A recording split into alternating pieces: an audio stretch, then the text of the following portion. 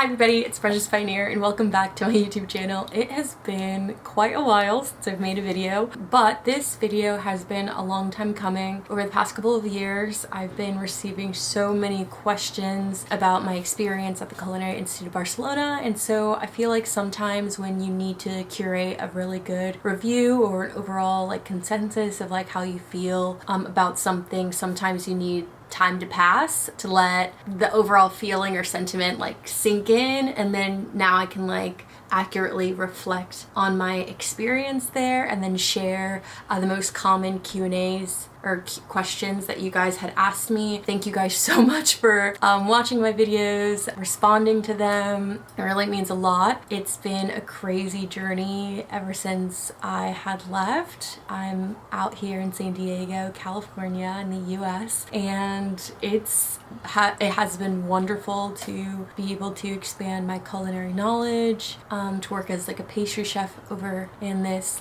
beautiful city.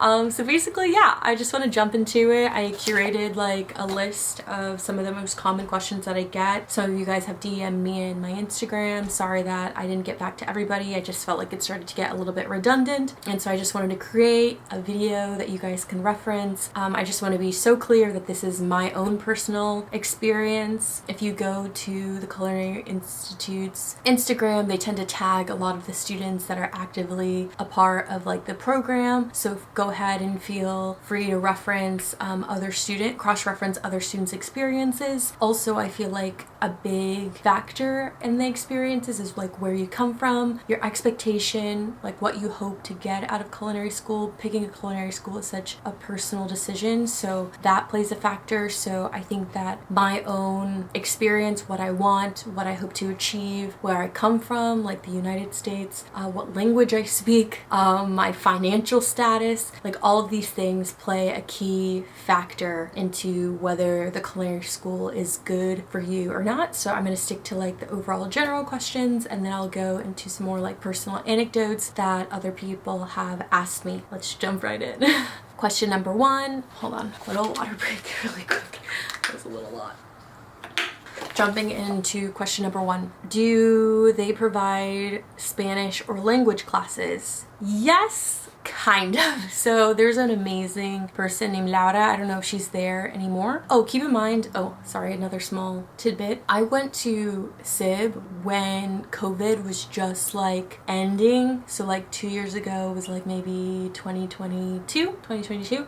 So keep that in mind as well. Also, the people and things that I reference, since it was 2 years ago, it's an ever evolving new school. So this is how I went to school. Things could have changed, things could have improved. I don't know, I'm not there anymore, but this is my experience from 2 years ago. You can also reference a lot of my previous videos during that time, because if you're curious about what the classrooms look like, if you're curious about the layout, if you're curious about how some of the cooking classes go versus some of the speech classes, there's little clippets all throughout of my experience of that. So if you want to see, that's literally what you see is what you get. The closest bakery where I lived in reference to that kind of thing. Watch those videos and that will help you get a general idea. Any Barcelona, Spain videos kind of reference is centered around me going to school there. So that's just a little note. So answering this question, yes, but it was only a month long, I want to say, and then also it was an hour and a half, and it was just going over the basics of greetings, basic verb usage. It was helpful, but not something that would save you at all in these courses, because the biggest thing about these courses, what was troublesome for me, is because I signed up for the culinary school because they said that they had an in-live translator or headphone or earpieces that could translate classes in real time, and first off, they didn't have that, so that was already kind of questionable. But then on the first day they said that they had a screen that had basically Google Translate translating speakers or professors or whoever in real time. But you and I both know, if you've taken any Spanish class in your whole life, Google Translate doesn't always translate correctly or translates quite literally, and it doesn't understand certain phrases. And then also you can imagine, like, when you type things, like, Google doesn't understand, but imagine somebody with a really thick accent or speaking slang in their native language, and Google's trying to express that. That's like people from Brooklyn, New York speaking English in Google Translate, and Google's supposed to understand, versus someone from the UK versus like someone with a deep southern accent versus a California Valley girl. You know, like, Google can't pick up those like small inflections of like the same language. That I would say the accuracy was like 70%, 60%. Like, you got like the general idea of what was being said, but it was troublesome because if you needed to learn the technicality of something, like how to cook something, a recipe, like the nuances are very important when you're learning something for the first time, especially like culinary or like the science of like how recipes work or whatever it is that you're learning about. You'd hope that you'd get more than like 60% of like the overall message. So yes, they provide a language class. Did it help like the English learners that were there? Not really.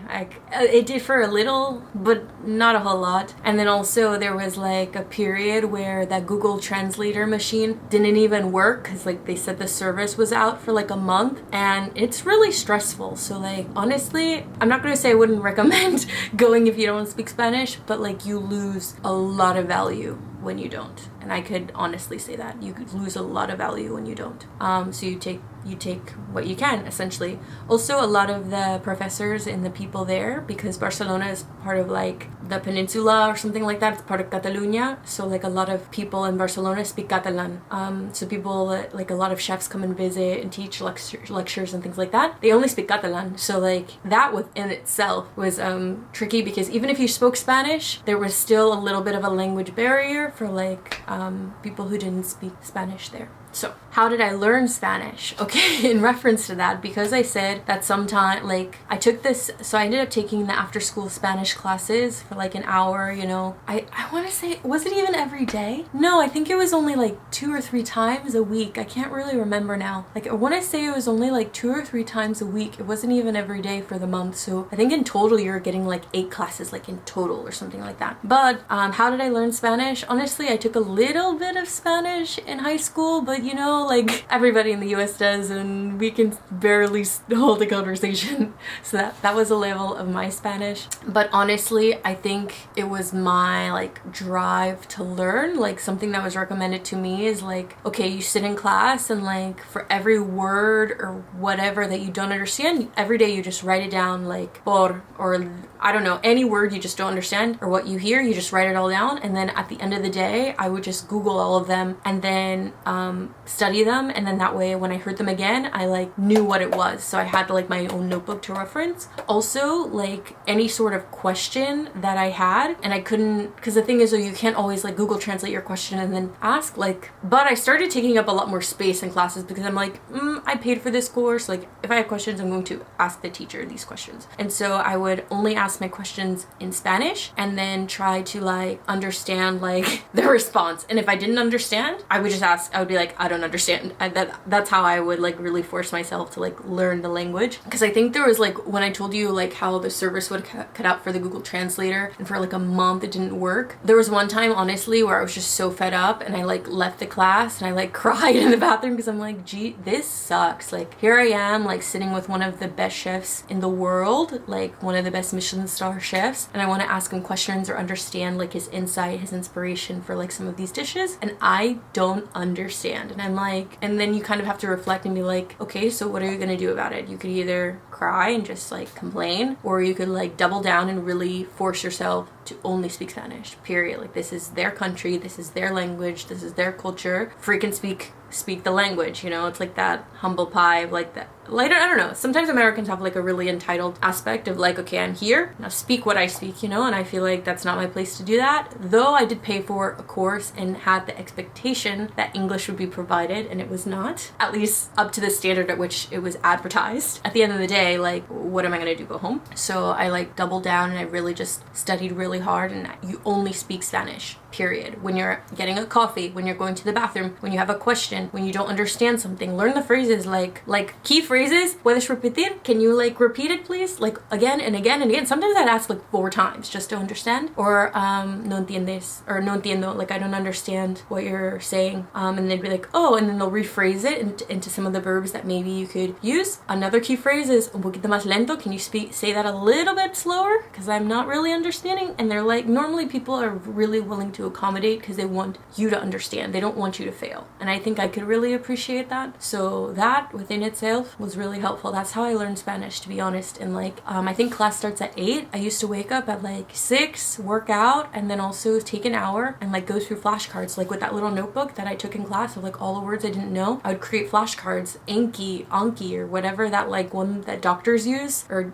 doctor students, whatever they're called, medical students, like what they use for their biology. Like I started using those flashcards. That way I could just like learn and learn and learn. And you realize like a lot of the verbs are the same, and granted, like you don't have to speak perfectly, you just have to be understood. And the same thing, they will speak perfectly in their native language, of course, but then you just have to understand. That's the point. So that's how I learned Spanish. It's like intermediate. It's not perfect. Even to this day, it's probably gotten a little worse over the years because I don't use it every day, but it's like survival mode. It's like either you're not gonna understand or you learn. Our job offers guaranteed. No.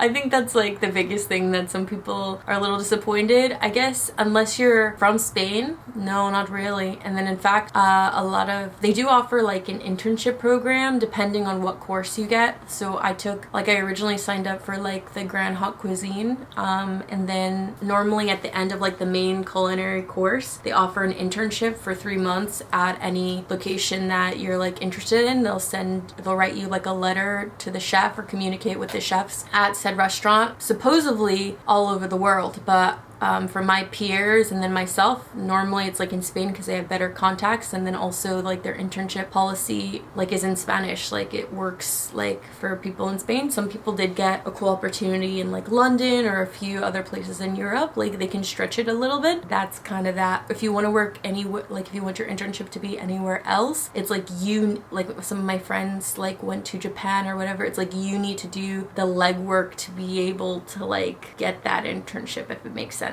So like that part I didn't really understand. Like for example, for my own internship, like I met one of the chefs through the program, and then he needed some interns to help out, so me and my friend worked for him for a couple of months for free, so that's the thing. But it's like, it's interesting because if you want to go to a different place than they recommend, it's like you have to talk to the chef, get the paperwork, the visa X, Y, and Z, and then they can give you the paperwork, but that paperwork costs money. So that part, then I don't know the logistics. I don't know why it costs money. Maybe they'll tell you why, but you basically pay for that piece of paperwork to work for free. And sometimes that situation is just really tough, but I feel like it's part of like the chef culture. It's part of like hazing. There you go. It's like the hazing culture. And like think of like Bear, that show that's super popular, of like getting your ass beat for 3 months essentially to work for free to like earn your stripes as a chef, which is like bullshit nowadays. But I don't know, it's like the best way to grow and like learn and really understand. It's like one of those things, like if you want to be great, you eat shit for a couple of years, but at the end of the day, like it makes you stronger. Like the fastest way to like grow is to throw yourself in the fire. Like you can't be coddled to like be great. You kind of just have to like gets thrown in there. But that's a whole nother thing. Do they offer a job? No, not really. Campus life. There's not really much one, to be honest. The campus overall is really small. It's like in a building. It's 2 floors. There's a little open space in the middle, like a little lounge area with like 4 tables and a couple couches. And then there's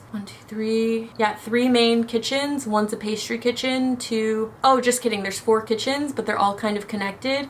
There's 3 main culinary ones and 1 pastry one, and then there's like like 2 theater rooms or something like that, 1 photography room, and then upstairs there's like 3 classrooms or something like that. Oh, there's 1 big one downstairs, like 5 classrooms, and then like 2 study group classrooms upstairs. I'm sure there's like the map on their website essentially, and then they have the big office on the back, upstairs on the back.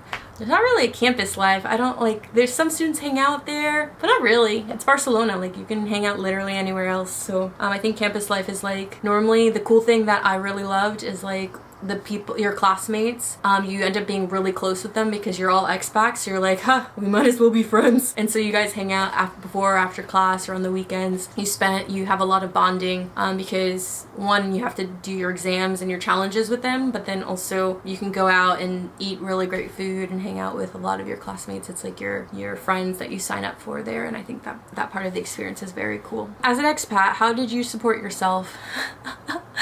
I feel like it's pretty easy to some degree. If you hustle, you'll get a job. That's really it. Is it legal? That's between you and your mama. No, I'm just kidding. But like, there's like a lot of under the table working, which is normally fine, but like you have to be chill. Like, I'm not suggesting it. I'm not asking you to engage in such activities. However, if you look, there are opportunities. If you ask, there are opportunities. If you ask SIB, they're not going to tell you that because it's bad advice, you know? So it's up to you and like who you know, essentially. So how did I support myself? Like, come out there with money, first off, because you can't have like a working visa while you're a student. There's like rules. You have to be like a citizen or something in Spain for like 3 years before you can start working or get. And then also the bureaucracy there is like so slow. So like even if you do, it's like very, very long to get like all the proper paperwork for that. I got a certification while I was here in the US to teach English. And so there was like something called San Francisco or Bay Bridge English learning or something. And they actually paid very well. So I was like a part-time English teacher for a little bit. And then this one lady didn't have enough clients. And so she moved me over to another location, and that worked out pretty good. And then I met this other student who used to study at SIB, and he worked as like a chef at a cafe, and they needed servers, and so on the weekends I was a server, and I made like $250 a month or something, just like side change plus tips, the tips that I made. And then yeah, as a student teacher, I think I made like 20, no, there was more. I want to say it was like 75 euros a class, something like that. So that's pretty good because I taught maybe like 2 classes a week, 3 classes a week. So it's a pretty hefty chunk of change. Where did you live? Do you have to find rent on your own? I got really lucky with my apartment. Really, really lucky. I think, so the thing I like about Barcelona is like you can find a place for any budget. You just kind of have to like finesse it a little bit because like, yeah, if you live in the city, you're gonna pay like, I don't know, 1,700 euro, 2,000 euro. You can get an Airbnb and pay a lot. I'm sure it's gone up since I've been, because since I went during kind of a COVID area, the rent was really low. But I think I paid for rent maybe 400 euro, I want to say, a month. And I had 2 roommates, 1 bathroom, a kitchen, a balcony, and I lived right across from SIB. I got really lucky. So SIB is like in kind of an industrial area. Like there's a bunch of like construction places all around them, and then there's just like this one building, and it looks like it's in a construction area. I'm not gonna hold you. And then there's like a bunch of like older apartment buildings all up down the street. Like a lot of the metro that everybody will take going to the school is Pau, like a purple line, and La Pau I think is like the exit that everybody takes. I lived at that, like the building in front of that metro. So like literally it was maybe a 5-minute walk, so that you can't beat that. And then it was pretty cool because like when I moved in, there was only one guy that lived there, and he was kind of weird, but like it is what it is. I had a really big room, it was fully furnished. Yeah, it was pretty awesome. I lived by all the markets, everything. And then also because I was right across the street from the metro, I could get to anywhere in town pretty quickly. And then eventually he ended up leaving or something, and so I moved in a bunch of like my student friends, my classmates, and so it was just like a SIB apartment, and it was pretty freaking cool. So I lucked out. However, like there are really good finds, because I know that like the class after me, like some of the students found the same thing, found some hidden rooms and old apartment buildings right across from SIB, paid dirt cheap, paid nothing, but filled the room full of students. So the vibe was like the vibe. So you can really finesse it, and 400 for a month is like not bad, and utilities, everything included, so pretty good. Yeah, you have to find rent on your own. They don't provide housing at all. 0. They'll recommend you like places to live, but no housing. Is it a university? No, not really. I think when I was leaving, they were planning on building a second SIB location. I don't know the status on that. I kind of don't care. Okay, classes in English or Spanish. All of my classes were in Spanish or Catalan, and then the cooking classes, like the hands-on, like knife work, cooking the recipes, whatever, was in English. So that chef spoke English at the time, so that was actually very helpful. But my actual lecture classes, which is like, I want to say 3 days, and then cooking was 2 days. So that's another thing. So you have like 6 hours or 8 hours of lecture for 3 days in a row, Monday, Tuesday, Wednesday, and then Thursday and Friday are your cooking days. And those cooking classes were in English. Are you Black? Yes, kind of. I'm like mixed, but yeah, I'm Black essentially. How are Black people treated in Spain? I feel like fine. People ask me this question a lot, like if I experienced racism or like, is it safe? Safe, yes. It's not like America where like there's passive aggressions, but like you can high-key die for like being Black.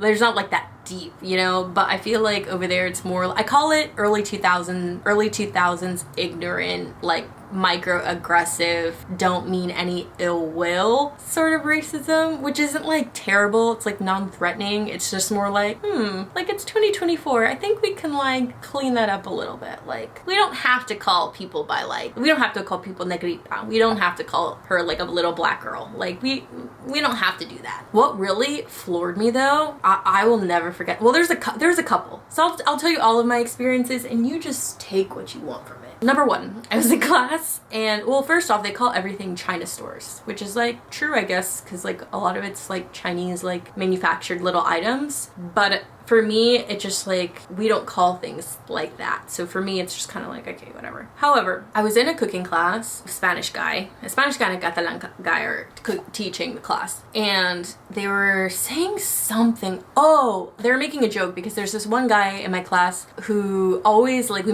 made a joke because like he claims like 3 nationalities, like Swiss, Brazilian, and French. Because like his family dynamic or whatever, he has 3 passports. That's just his thing. And so one thing that we did in every class, we're like, oh, hi, my name is so-and-so. I'm from so-and-so. And he would always be like, hi, I'm da-da-da. And like, it would be like, ha ha ha, we get it, you know, by the 50th class we've done. And then the main professor guy, he goes, oh yeah, like you're basically from everywhere except for, you know, like China is the only, or like Asian is like the only thing you're missing. And while he said that, he did the like Asian eyes where you kind of like pull your eyes to the side and then like, I don't want to do it because Jesus, it was just shocking to like witness, because like I don't think I've witnessed that since I was like a kid, and they're like, that's not appropriate, don't do that. Not for me, but like, you know, like you just see kids doing shit like that, and I'm like, wow, you're like a grown-ass adult, like maybe in his 40s, and he did that joke, and it was just like an awkward ha ha ha ha ha. But like I was like, damn, like you see that, that's what I mean, like ignorant, like microaggression stuff. Okay, number 3, the thing that I witnessed, I used to teach the English classes and my kids were like 5 or 6 years old. Like they were in like kindergarten, so they were doing a lot of coloring activities, tracing, naming things like cat, cow, ball, that kind of stuff. And I remember they were coloring a picture or whatever, and this little kid, he drew like a family with like dark brown and then another family like black, like the actual like color black, and he was showing all his friends like, ha ha ha, how ugly. He was saying in Spanish like, oh, how ugly, you know, like they're negritos, like ha ha ha ha ha ha ha. And I look at him and I'm like, no, that's, and I respond in Spanish and I'm like, because you're not supposed to speak in Spanish, it's an English class, you know, but I wanted all the other kids to like pay attention. And I'm like, that's not funny, or that's not true, you know? And you have to like do corrective action and be like, hey, like that's not like that, they're not ugly, they're just normal people, whatever. But like for me, I just remember that settling and being like really sad because that sort of behavior is taught, you know, they're like 5 or 6, like an adult taught them that. It's not like little kids are walking around being like, oh, you're different, you're like ugly. Like that's just something that's just taught and passed down. So that was just kind of disappointing. But, and then the last thing, like I feel like the deeper you go into Spain, like then it gets real ignorant, like real bad. Like when I was in Catalonia for my internship, like this little tiny city, like it was bad because they were like dressed for like a carnival, essentially, where you dress up in costumes. It's like the equivalent of Halloween sort of, but like they celebrate their own things and they dress up in groups. So they dress up in costumes, but as groups. That's kind of how it is. And I'll never forget, they dressed up like this giant mega group, maybe like 30 people. They dressed up as like straight up like African people, black people, whatever you want to call it, because they had a bunch of dashikis, like the African patterned prints, and then like these white women, well, Spanish women, white women, whatever, had like a bunch of like fake like toy babies strapped to them, and they all had blackface, they all had afros, the guys had dreads. I've never witnessed blackface in my life, but like at that scale of like 30 people, I was just so shocked. Oh, and like the dogs had like, and the kids were dressed as like police officers, and they had like police balloons. Even thinking about it now, it kind of makes me want to cry. But like witnessing that like firsthand, like I just remember, because like I think I was just going on a walk to like grab a snack or something, because like I knew the festival was going on, so we got a day off from work, and I just wanted to grab like a pizza or like something on the beach. And I just remember seeing this giant group, and they were all just laughing. I just like, and I didn't want to like stare or make a scene, because like God forbid I'm the only black person in this entire town, like, and I can't like make a scene to like represent what they're representing, but like to witness it and like take it in. I'm not gonna cry now. God, that was crazy. That's crazy. It's like shit you see only in movies. So like I think racist, not everybody. Barcelona is like a international city, so I feel like you get a little bit of everybody, so it's very common. But like when you get to like the little pockets, it's like, damn, am I in the middle of freaking Nebraska right now? Like Arkansas, like out in the desert where like you nobody have internet or nothing to like know that that's like not okay to do. Like it's not like a joke, but like they were what gets me, it wasn't like innocent or representing the culture, whatever the fuck people wanted to say that it was. When I told, you know, my friend, like it's not that, because they clearly had a message, or else why were the kids dressed up as police officers or whatever, you know, like that shit's like And those are all the instances I experienced racism as a black person in Spain. That was rough. Anyway, next question. What was my experience like? I'd say like as I reflect on like my whole experience, I honestly thought it was a really positive one. Like I said in the beginning of this video, like it really depends on like why you want to go. Like the reason why I wanted to go there was to experience something new outside of the US. That was my first time abroad. It was my first, I've always wanted to go to Spain because I wanted to like learn the language, enjoy the culture. I really liked Barcelona because it was like European cuisine. Like I didn't want like a classic French traditional like school to go to. I wanted like some of those elements, but then also I love how like there was influence of like Mediterranean because we were on the coast. So I loved like that element, like the location that I was in, and like so I knew that the food influence would like be in that area. And so I wanted to experience something different, something new. I wanted like the culture shock experience. I wanted to meet new friends. I wanted to go on an adventure. I wanted to learn a different way of looking at cooking, at food. And I think I got all of that. To be honest, I learned so much. Like Spain is like one of the founding areas for like molecular gastronomy. So like the fact that they're really like experienced, or like the pioneers of even that kind of industry, was really fulfilling. I feel like I learned a lot about myself. I feel like I learned a lot about food in general, different like avenues that you can go. I learned how to like work with people, be patient. So I feel like what I sought out for when I went there, I feel like I got it. My biggest thing is when I say it depends on what you go there for, that's so crucial, because like for people who want to be like Michelin star chefs, who want to be the top of their class, to be masters at like techniques and skill sets, I feel like just like with any sort of school, school is more about networking than actually like honing in on skills. I feel like that's what, like the mastery is like your lifetime, you know? So I feel like people go to school to realize how much they actually know nothing.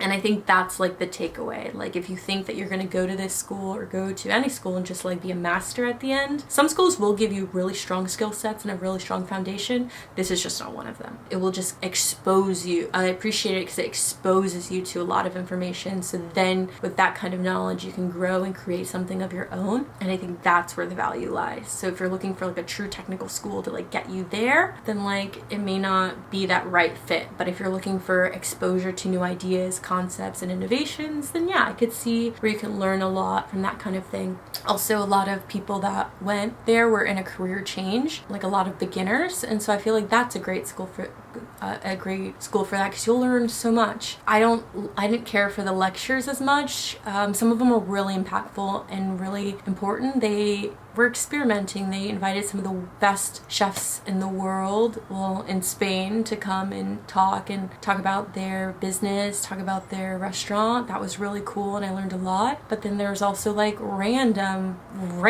people, like, where we're like, what the fuck are, how are you qualified, like, to sit here and talk to me right now? And it's really, and I said money is even a factor, because like some people work really hard. Like for me, I worked like 2 jobs for 2 years, like never taking a day off, like saving every penny I had to fly out there and like be in this school or whatever. So like my expectations and pressure is like way high. I'm like, oh my god, like I'm finally here, whatever. Some people like worked 4 years, 5 years, saved their life savings to be out there, so their expectations are high. That's like, we did the math, it was like $250 a day technically, like of how much like we pay. So like if we felt like we wasted a day, it was just like disappointing. Or if they canceled classes because, you know, a class next door got sick, one person tested positive for a virus in the class next door, and they canceled classes for a week. They never made those up, so that was really frustrating. Or like we get like 2 or 3 field trips in the courses, and those field trips were like cool, but one of them got canceled because it rained. Those don't get made up. So it's just like you really lose something sometimes. And then also it depends on where you're from. Like one of the field trips was going on like a nature hike and learning how to like forage or whatever, and I thought that was cool. I'm from the States, we don't really do shit like that as frequently as you used to. But like my friends from like more like colorful areas like Colombia or Guatemala or whatever, where they're in nature all the time, they're like, this is literally lame, we're just walking around in the forest doing nothing. So really, like, perspective is like such a big factor. Finances are such a big factor. Where you are and what your end goal is such a huge factor. And I feel like if you're just looking for ideas, or you're just inspired by food, if you want to be in Barcelona, if you want the Spanish experience, yeah, it could be worth a shot. I think that's my overall experience. I think it was a relatively good one. I feel like there's a lot of work that could be done, but I feel pretty hopeful leaving, you know? I feel like it gave me a good foundation to be able to take with me in my culinary career. What program did you choose, and did you do an internship? I chose the Grandmaster Chef one or something, plus specialization, but then I like quit it, kind of. So I did the main culinary one that most people take. I think it's like 11 months or something like that. That went really well. And then I took the pastry one right after. That one was alright, to be honest. You sat down a lot, and like they did a lot of demos for like 6 hours. One time a guy came in and did a demo for one cookie for 6 hours, and I'm like, that is kind of insane. And it sucks because like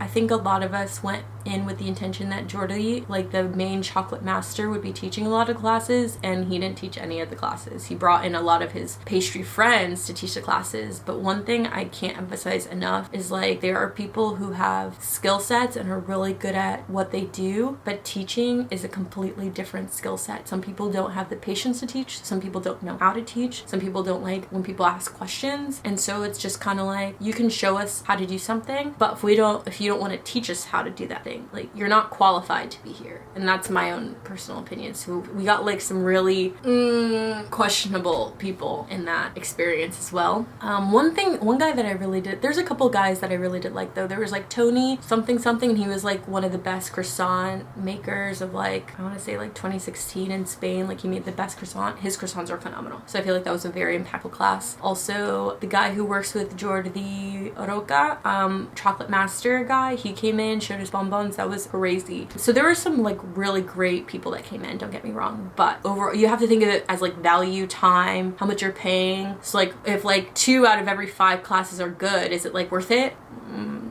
There you go. And maybe somebody's good is different from somebody else's good, you know? It just like really depends. I just felt like there was a lot of sitting. In SIB there's a lot of sitting, a lot of lectures, and I just hoped or wished it was a little bit more hands-on, I think, overall. Did I do an internship? So my biggest recommendation, yes, I did do an internship, not through the school. So yeah, I did the pastry thing, and then I realized like the Grandmaster part was like finance as well, and I took business management, like restaurant and service business management. Like I have a BA, and I'm like, I don't need this. I'm not gonna pay any more money money to sit and like have you go over financials in Spanish. Like that would like, I would not succeed.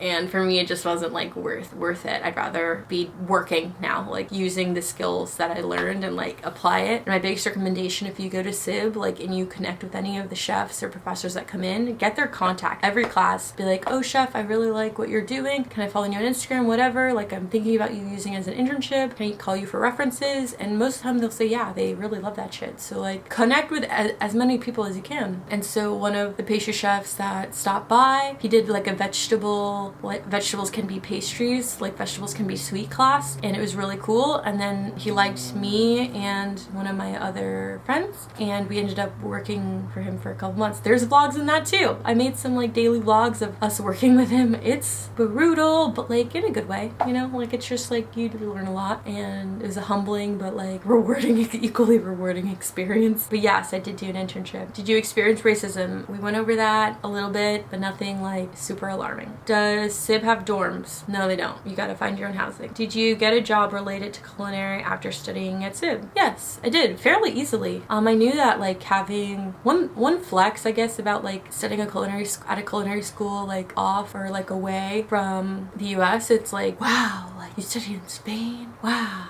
Barcelona, and like, yeah, it's pretty cool. I'm not gonna even lie. So for me, getting a job was very easy. Like I originally moved back home for a couple months to like get my affairs in order, and then I moved out here to San Diego. I was the pastry chef at like a fancy like boutique hotel in Del Mar, right on the water. That was really cool. Learned a lot. Designed the pastry menu, created like a flight of ice creams and gelatos. So like that was really cool because I could create or do whatever I wanted. I had full creative freedom, and I learned a lot. Worked there for like a year or so, and then I took a little break, and I decided I always wanted to learn like how to be a pit master. I think it was like that barbecue show on Netflix. I was like, oh, I gotta learn high and low temperatures. And so I worked at like one of the best barbecue spots in San Diego, Smokin' Jay's in Poway, and I was literally working the graveyard shift where the coyotes were roaming in the middle of the night at 3 a.m. and I was slow roasting briskets and all kinds of stuff. That was a really fun summer like experiment. And then I was the executive pastry chef at SDSU for a little bit, and then now I kind of want to like focus on more of like the pop-up scene and creating my own like business in pastry development, whether through food photography, recipe development, that kind of thing. So I'm making different transitions. But yeah, so I feel like it's pretty easy to get a job after you leave SIB. As long as you work hard and you're not like, you know, BSing, and you have the skill sets, like you can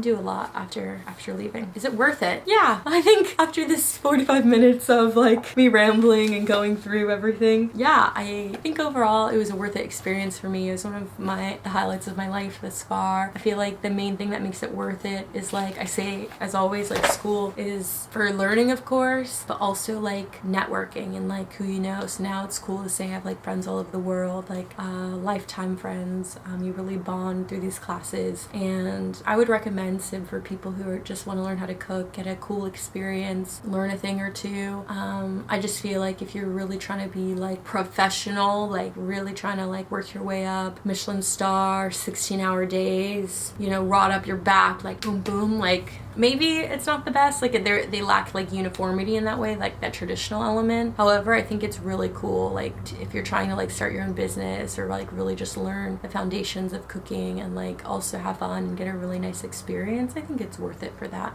for sure. Because I feel like I just learned so much, like so much, like different food, products, techniques, people. I got what I came for, you know, and most of it was for the experience, and I think I got a really well-rounded experience, so I think it was worth it. Hopefully this video helps you. It was a long time coming. You guys have been DMing me for forever, and so I apologize for those I didn't get back to, but I hope that this is helpful. I'm sure that SIB has grown and changed since I've been there, but if you have any questions that I didn't answer in this video, go ahead and leave them below. Like, share this video, subscribe. I hope to post more content with you guys moving forward. Thank you so much for watching, and I'll catch you next time. Bye.